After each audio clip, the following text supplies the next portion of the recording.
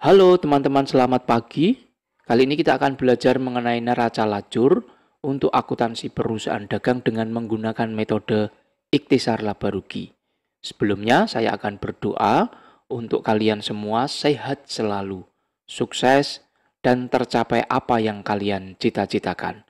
Mari kita mulai belajar neraca lajur.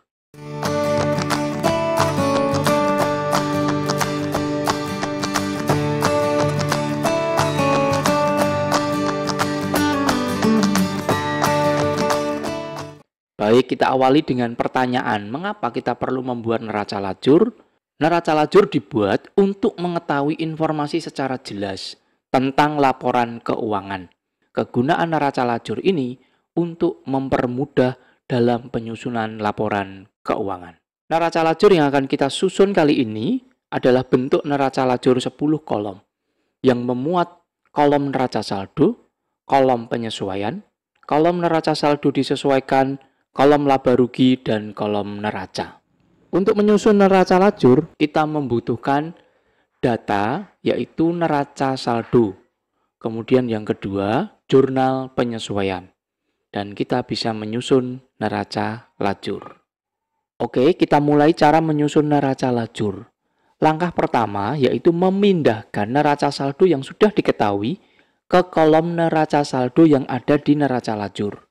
Baik, kita akan mulai menyusun neraca lajur.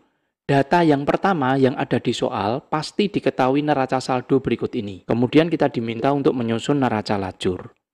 Langkah pertama tinggal dipindahkan saja, nomor akun kita pindahkan di nomor akun. Kemudian keterangan yang berisi nama akun kita pindahkan semuanya. Kemudian saldo nilai rupiah ini kita pindahkan ke kolom neraca saldo. Karena neraca saldo di soal, tabel yang berwarna hijau ini, untuk nilai rupiah kolomnya hanya satu, yaitu saldo. Tidak diketahui debit atau kredit. Kita diminta untuk menentukan saldo normal dari masing-masing akun yang ada. Caranya adalah sebagai berikut. Kredit artinya adalah sumber dana. Perusahaan dapat uang dari mana? Kas perusahaan bertambah. Dari mana? Ini akun yang masuk ke dalam kredit.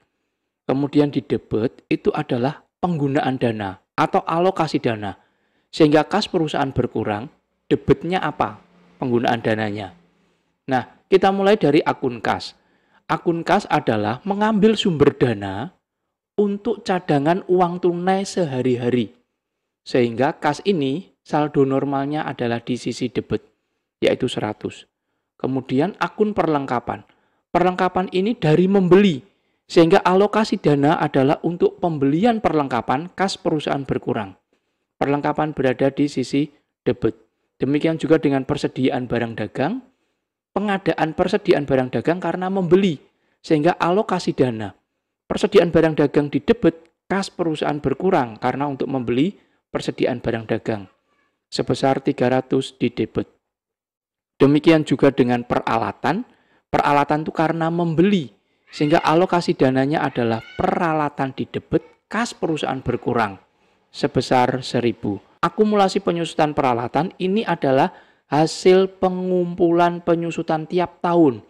Sehingga akumulasi penyusutan adalah sumber dana. Kas perusahaan bertambah dari jumlah penyusutan tiap tahun. Maka akumulasi penyusutan ada di sisi kredit. Dengan adanya utang, maka uang kas perusahaan bertambah. Sumber dana, utang dagang di kredit.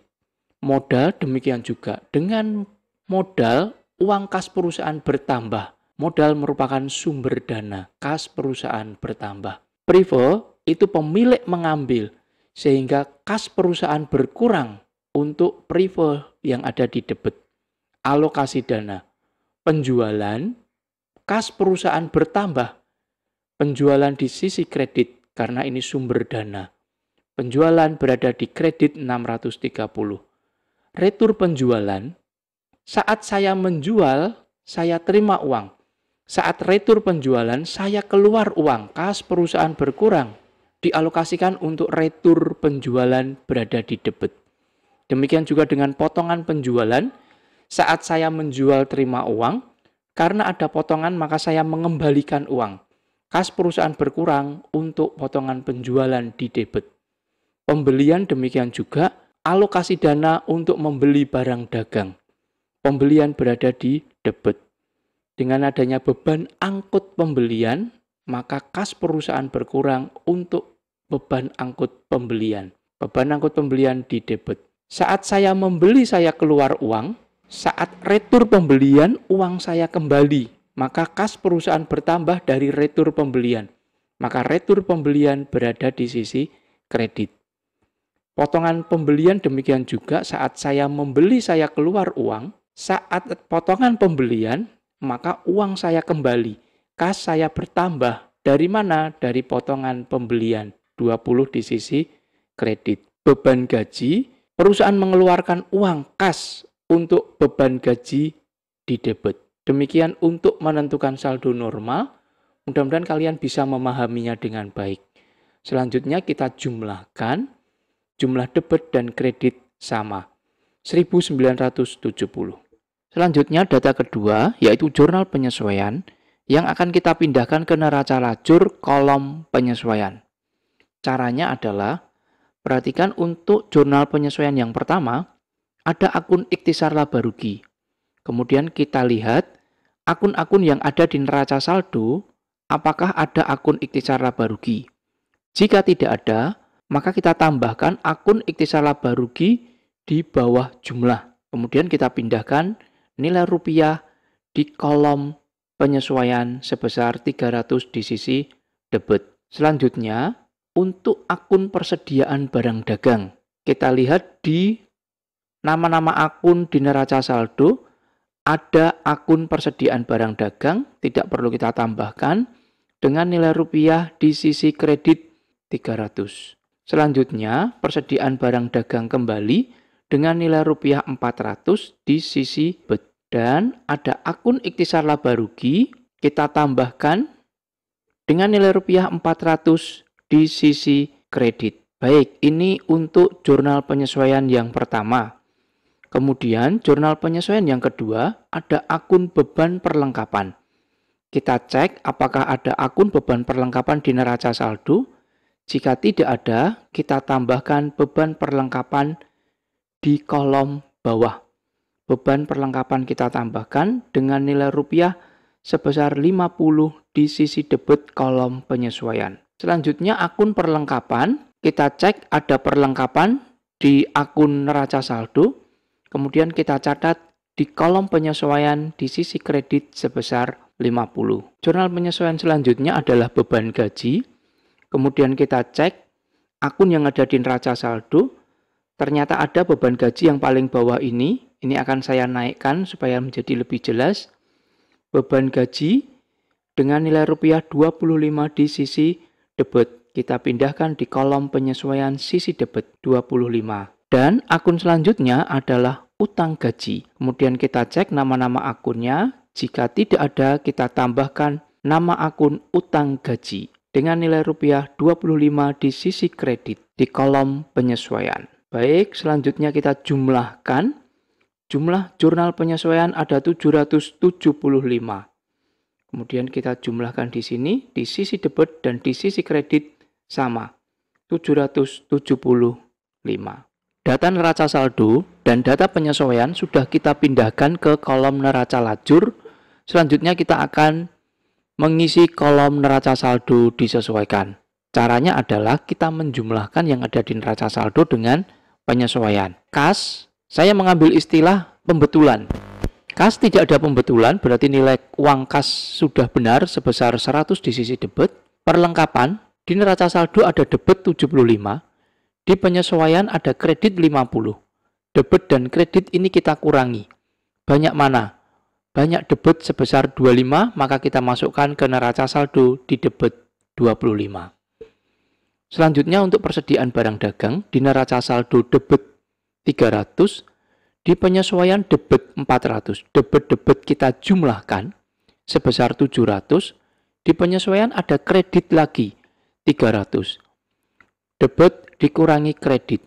Debitnya 700 dikurangi 300.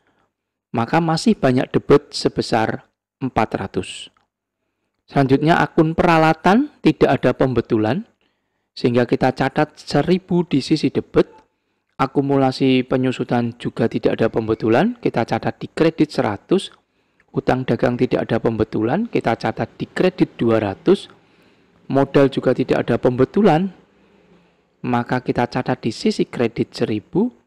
Prevo juga tidak ada pembetulan, maka kita catat di sisi debit 50.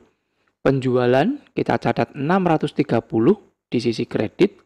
Retur penjualan 25 karena tidak ada penyesuaian atau pembetulan. Potongan penjualan juga tidak ada penyesuaian, kita catat di debit 25.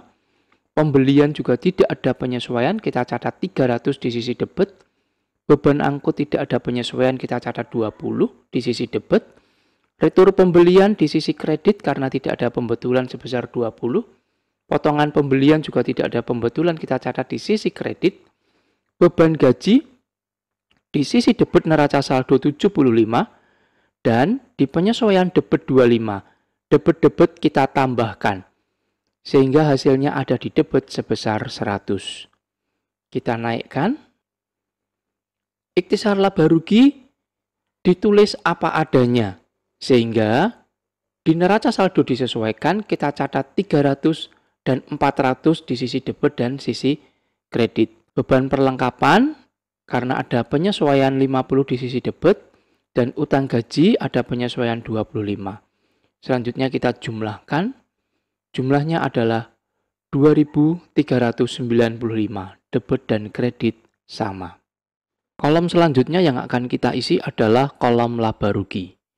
Kolom laba rugi ini nilai rupiahnya diambil dari neraca saldo disesuaikan. Karena nilai rupiah ini sudah menunjukkan keadaan yang sebenarnya. Sehingga untuk kolom neraca saldo dan kolom penyesuaian akan saya tutup. Laba rugi digunakan untuk mencatat akun nominal. Akun nominal ini terdiri dari penjualan. Semua penjualan, retur penjualan, potongan penjualan, semua pembelian, retur pembelian, potongan pembelian, semua beban, semua pendapatan, dan ikhtisar laba rugi. Biasanya jika ada nomor akun, akun-akun nominal ini diawali dengan nomor 4 ke bawah. Ya, kita lihat ada akun penjualan, retur penjualan, dan seterusnya.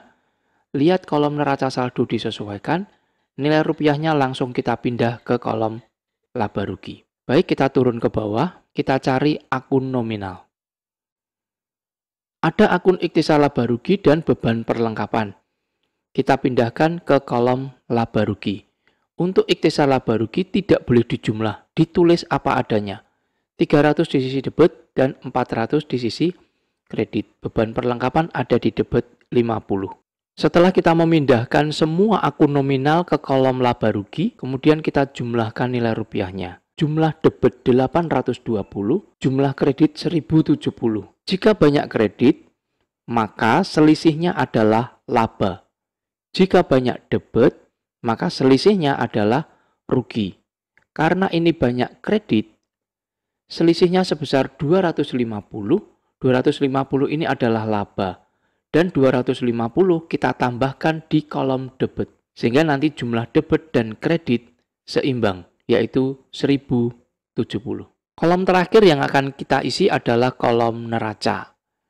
Kolom neraca ini nilai rupiahnya diambil dari neraca saldo disesuaikan. Sehingga untuk kolom neraca saldo dan penyesuaian akan saya tutup. Neraca diisi untuk akun real. Akun real terdiri dari akun harta, utang, dan modal. Jika ada nomor akun, cara paling mudah adalah akun harta, kode akun yang paling awal adalah angka 1, utang angka awalnya 2, dan modal angka awalnya 3. Maka kita cari akun realnya, kita pindahkan ke kolom neraca. Baik, kita akan turun ke bawah untuk mencari akun real.